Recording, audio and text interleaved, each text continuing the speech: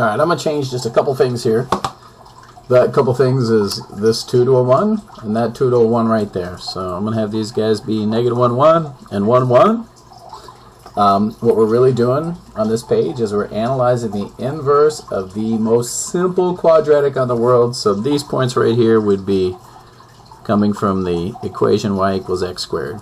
Negative 2 squared 4, negative 1 squared 1, and so on all the way across. We're kind of analyzing this at the vertex, and we're going to find the inverse. So you can find the inverse of f of x, which would be called f inverse of x, by reversing these, right? So negative 2, 4 would turn into 4, negative 2.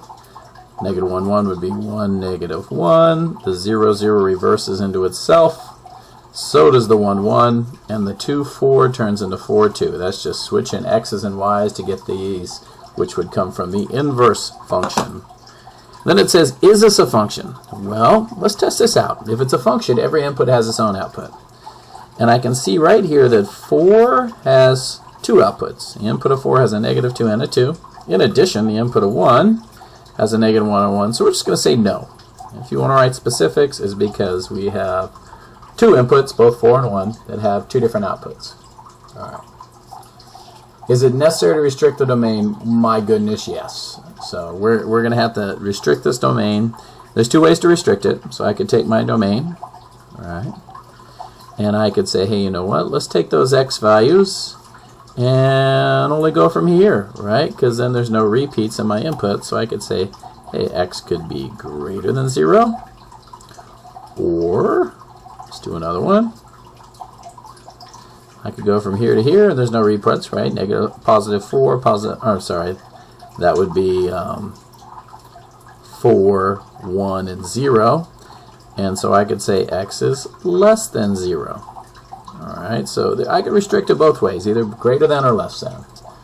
With the restrictive domains, what ordered pair would define the inverse? Alright, so we're going to see how you get an inverse, right? What ordered pair will define the inverse of the function?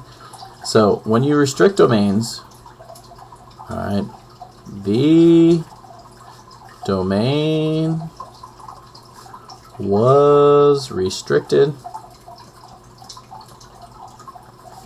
at the vertex. That would be 0, 0.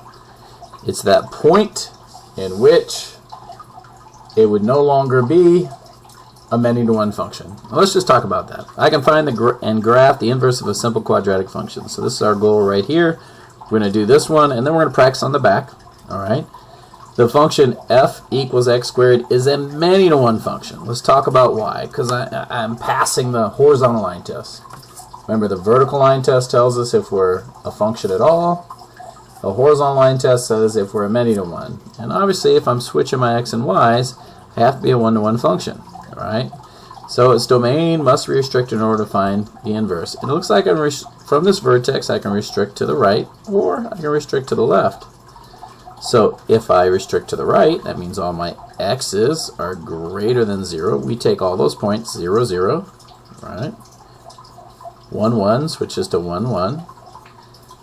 2, 4 changes to 4, 2. These are just inverse points from the right of 0, 0.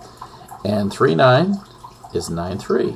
So I have found the inverse of just those 4 points where I restrict the domain. If I plot them, I get something that almost looks like half a parabola on its side. And 9, 3 is there. Right? So this part would look like, and I'm going to show you, kind of looks like that. Alright. And what if we restrict it to the negative? Well, I would use these points over here. So I would still use 0, 0. So let's write 0, 0. Alright. I would use negative 1, 1, which would now turn into 1, negative 1. I would use negative 2, 4, which would go to 4, negative 2. And I would use negative 3, 9, which would go to 9, negative 3. Let's do those. 0, 0. 1, negative 1. 4, negative 2. And 9, negative 3. And now this one would look, I'm missing a little bit, but something like that. Alright. So what we've graphed, alright, well, let's finish that up over here too. We have graphed a square root function. right? The domain, what is the domain of the restricted root for this guy? Well, that in general would be, and if for different specific equations we could do the negative, but in general what you're going to see is a domain that has been restricted to x is greater than or equal to 0. And if you graph that on your calculator, you're going to see this, right? They're not going to show you the negative domain, they're going to show you the positive domain. So I'm going to pause this, and we'll get the first page up, and we'll keep going.